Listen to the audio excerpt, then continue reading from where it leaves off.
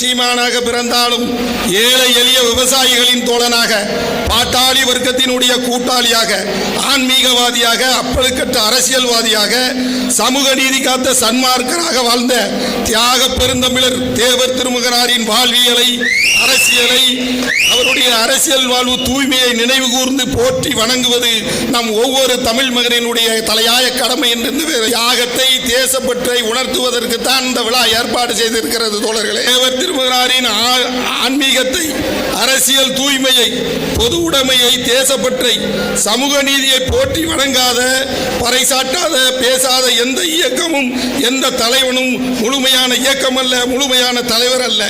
இந்த சரித்திர தலைவரை சாதிய தலைவர் என்கிறார்கள் சண்டாளர்கள். சாதி தலைவருக்கா தபால் தலை வெளியிடுகிறார்கள், சாதி தலைவருக்கா பாராளுமன்றத்திலே திருவுருவச் சிலை, சாதி தலைவருக்கா அந்தமான் வங்கத்திலே திருவுருவச் சிலை, சாதி